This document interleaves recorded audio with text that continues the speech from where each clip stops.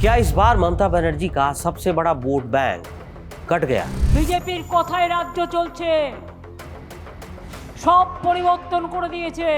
क्या जिन जिलों ने ममता को बार बार सत्ता की कुर्सी तक पहुंचाया, वही इलाके इस बार उनकी हार की वजह बन सकते हैं? हमारा दृढ़ संकल्प है कि घुसपैठियों को चुन चुन कर निकाल दिया। और आखिर ऐसा कौन सा आंकड़ा सामने आया है जो 2026 के पूरे चुनावी समीकरण को पलटने की ताकत रखता है? निकल जाओ यहाँ से, ये इलेक्शन कमिश्नर बोला लास्ट में, तो हम निकल जाए।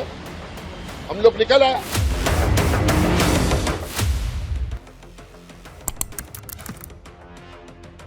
पश्चिम बंगाल में 2026 के विधानसभा चुनाव से ठीक पहले जो कुछ हो रहा है, उसने सियासत को एक नए मोड़ पर ला खड़ा किया।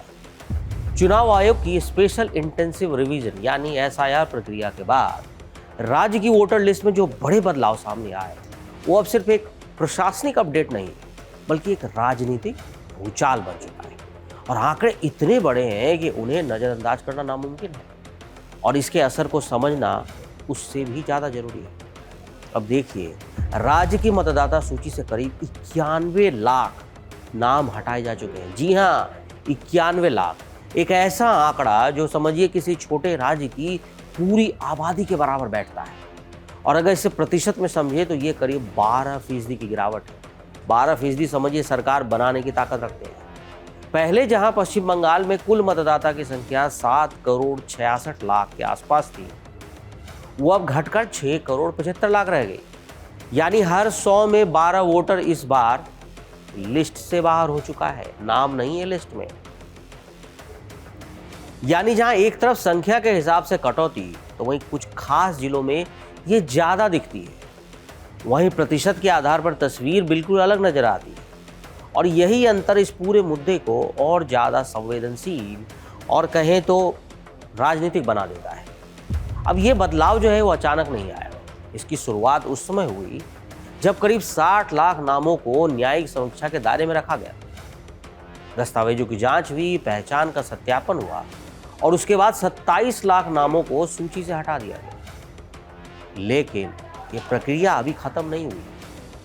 अभी भी करीब 33 लाख मतदाता यानी कि 33 लाख वोटर जो हैं, उनकी जांच हो रही है। यानी ये आंकड़ा अभी और बढ़ सकता है। और अगर ऐसा हुआ तो चुनावी गणित समझिए कैसे बदल जाएगा। बंगाल में क्या होगा, अब जरा इस पूरी तस्वीर को हम आपको और करीब और अच्छे समझाता हूँ। तो सबसे ज़्यादा कटौती अब किन इलाकों में हुई, यही कहानी का सबसे अहम हिस्सा है। आप इस मैप से समझिए। मुर्शिदाबाद में 4,55,000 से ज़्यादा नाम हटाए गए। नॉर्थ 24 परगना में 3,25,000, मालदा में 2,39,000, साउथ 24 परगना में 2,22,000 और पूर्व वर्धमान में 2,09,000 से ज़्यादा नाम काटे जा चुके हैं। एक जिले से इतने सारे लाखों नाम कट रहे हैं। और ये सिर्फ एक आंकड़ा या डेटा नहीं समझिए, बल्कि ये वही जिले हैं जो पिछले चुनाव में ममता बनर्जी के लिए सबसे मजबूत किले साबित हुए थे। यानी कहा जा सकता है कि ममता बनर्जी का सबसे बड़ा वोट बैंक में से एक कुछ जिले हैं ये, जहां इतने सारे नाम हटा दिए। अब आपको 2021 के विधानसभा चुनाव का आंकड़ा दिखाता हूं, तब आपको समझ में आएगा ये पिक्चर कितनी क्लियर हो जाएगी। मुर्शिदाबाद की 22 सीटों में 20 टीएमसी के पास थी उस दौरान, सिर्फ 2 बीजेपी के पास। नॉर्थ 24 परगना के 33 में से 28 ममता बनर्जी ने जीती, बीजेपी को मिली थी 5 सीट। मालदा पे आइए आप, मालदा की 12 में से 8 टीएमसी के पास और बीजेपी को मिली 4। साउथ 24 परगना की 31 में से 30 सीट, समझिए 31 में 30 सीट टीएमसी ममता बनर्जी को, और जो बची थी 1 सीट वो आईएसएफ के खाते में आई। और नादिया जिला की बात करें तो 17 में 8 सीट टीएमसी के खाते में आई। यहाँ बीजेपी को थोड़ी सी ज्यादा यानी 9 सीटें मिली। यानी जिन इलाकों ने ममता बनर्जी को भारी बहुमत दिलाया था, आज वहीं सबसे ज्यादा नाम वोटर लिस्ट से गायब हैं। टीएमसी की 114 हाई मार्जिन सीटों में से आधी से ज्यादा इन्हीं मुस्लिम बहुल इलाकों में, जहां बीजेपी को सिर्फ 35 सीटें मिली हैं। ऐसे अगर इन इलाकों में वोटर लिस्ट से बड़े पैमाने पर नाम हटते हैं तो इसका सीधा असर किस पर हो जाएगा? साफ है, ममता बनर्जी को, टीएमसी के मार्जिन पर असर आएगा। और वही सीटें जो पहले सुरक्षित मानी जाती थी अब खतरे में आ सकती है। यही ममता बनर्जी को टेंशन दे रहा है। अब देखिए अल्पसंख्यक बहुल जिले कौन कौन से हैं। मालदा जहां करीबन 29%, मुर्शिदाबाद 41%, उत्तर दिनाजपुर 36%, साउथ 24 परगना 47% में जुडिशियल रिव्यू मामलों की संख्या सबसे ज़्यादा है। यानी जांच के दायरे में सबसे अधिक नाम इन्हीं क्षेत्रों में आए। हालांकि जब इन्हीं जिलों में हटाए गए नामों के प्रतिशत को हिसाब से देखा जाता है तो तस्वीर थोड़ी बदल जाती है। यहाँ आनुपातिक रूप से नाम थोड़े कम हटे हैं, लेकिन अगर प्रतिशत के नज़रिए से देखें तो सबसे ज़्यादा नाम नादिया में हटाया गया, जहाँ कुल जांचे गए नामों में 77% को सूची से बाहर कर दिया गया। हुगली में 70, पूर्व वर्धमान में 57, नॉर्थ 24 परगना में 55% और पश्चिमी वर्धमान में 53.72% नाम हटा दिए गए। अब यही वजह है कि ममता बनर्जी ने इसका सीधा इसे साजिश से जोड़ा। उनका आरोप यह है कि सिर्फ एक तकनीकी प्रक्रिया नहीं बल्कि एक सुनियोजित राजनीतिक चाल है।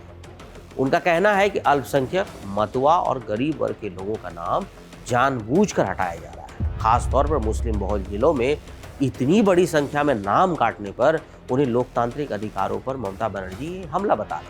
ममता बनर्जी ने साफ कहा कि ये लड़ाई अदालत तक जाएगी और अंत तक लड़ी जाएगी, ये उन्होंने चैलेंज किया है। अब सवाल ये है, क्या इन आंकड़ों से वाकई ममता बनर्जी की कुर्सी हिल सकती है क्या? इसका जवाब भी इन्हीं आंकड़ों में है। अब देखिए टीएमसी का वोट बैंक क्या है, मुख्य रूप से मुस्लिम बहुल और ग्रामीण इलाकों में ये केंद्रित है और इन्हीं जिलों में सबसे ज्यादा नाम कटे गए हैं। वहीं इलाके इस वोट बैंक के रूप में माने जाते थे। अब अगर ऐसी संख्या में वोट मतदाता सूची से नाम बाहर होते हैं तो इसका सीधा असर टीएमसी के वोट शेयर और सीटों पर पड़ सकता है। और दूसरी तरफ बीजेपी वो इस पूरे घटनाक्रम को अपनी बड़ी जीत के रूप में पेश कर रही है। पार्टी का दावा है कि इस प्रक्रिया के तहत जो फर्जी वोटर, डुप्लीकेट एंट्री, बांग्लादेशी घुसपैठियों को हटाया गया। बीजेपी इसे एक व्यक्ति एक वोट के सिद्धांत की स्थापना बता रही है और कह रही है कि इससे चुनाव और ज्यादा निष्पक्ष और पारदर्शी होंगे। राजनीतिक विश्लेषकों का कहना है कि पश्चिम बंगाल में करीबन 58 सीटें ऐसी हैं जहां मुकाबला बहुत करीबी रहता है। इन सीटों पर अगर थोड़ा सा भी वोट स्विंग होता है तो पूरी तस्वीर बदल सकती है। अनुमान है कि सिर्फ समझिए करीब 1.9 लाख वोट यानी 1,92,00,000 वोटों का स्विंग इन सीटों पर पूरा सत्ता का जो खेल है वो पलट सकता है। यहाँ एक और दिलचस्प आंकड़ा भी सामने आता है, वेस्टेड वोट, यानी वो वोट जो जीत के बाद भी बेकार चले जाते हैं। 2024 के आंकड़ों के मुताबिक टीएमसी के पास करीब 55.8 लाख वेस्टेड वोट है, क्योंकि बीजेपी के पास सिर्फ 11 लाख। 2021 में ये अंतर और ज़्यादा था, टीएमसी के 65 लाख और बीजेपी को सिर्फ 5 लाख।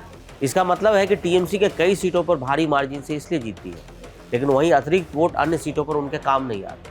वहीं बीजेपी कम मार्जिन में जीतने की रणनीति के कारण अपने वोटों को ज़्यादा प्रभावी बना पाती है। लेकिन जमीनी सच्चाई ये है कि 91 लाख नामों का कटना सिर्फ आंकड़ा नहीं है, बल्कि 2026 के चुनाव का सबसे बड़ा ये गेम चेंजर साबित हो सकता है।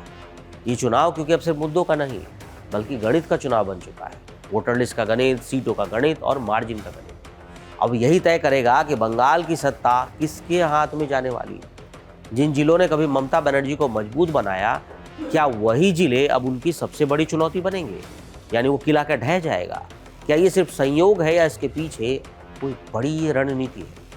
अब इन सब का जवाब कब मिलेगा? 4 मई 2026 को तय करेगी बंगाल की जनता, जो ये अंतिम फैसला सुनाएगी। तब तक देखते रहिए कड़क।